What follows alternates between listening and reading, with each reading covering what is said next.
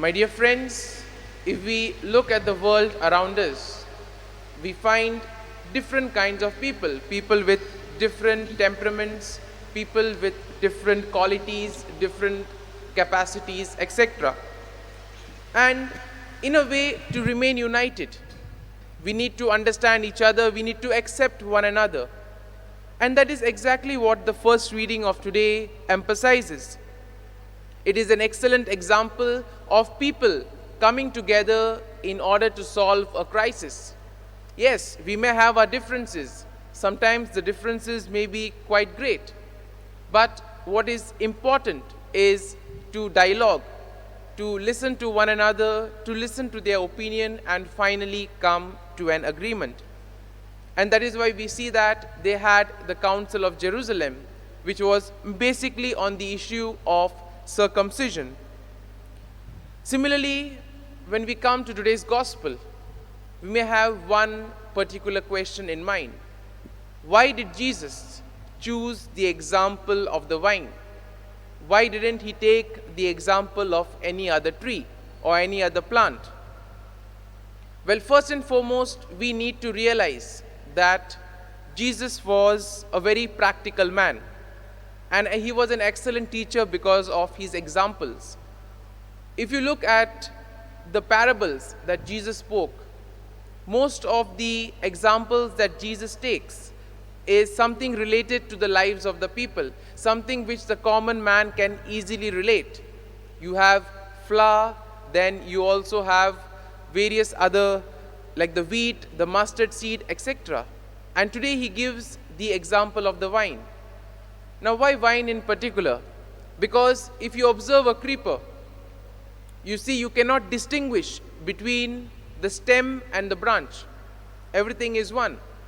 Whereas if you take a look at the rose plant or any other shrub, you will see that there is a stem and then you have the branches. The same goes for trees as well. But here we see that because of this oneness, Jesus takes this example in order to show.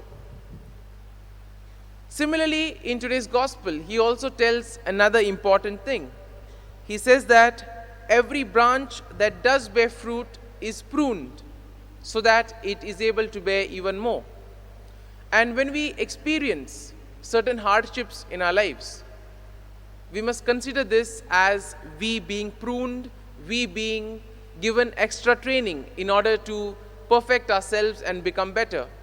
Just as gold is tested in fire, sometimes there are challenging moments in our lives that test our faith and trust in the Lord. And the most important message of today's gospel is that we need to be united and connected with Jesus, because through him we see everything becomes possible. Sometimes we tend to give credit for our success to our own hard work, to our abilities. Though we may be right in saying that our hard work does contribute to our success, but at the same time, there is the hand of God. Because for something to be successful, the time has to be right, the opportunity has to be right, and you need to be in that particular situation at the right time. Apart from that, you also need to have the presence of mind to do what is necessary.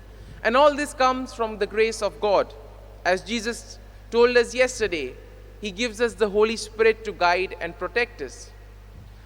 And just as a branch that is not united to the vine withers, similarly, when we stop our connection with the Lord, we will feel and realize that we too will experience some kind of dryness within our hearts.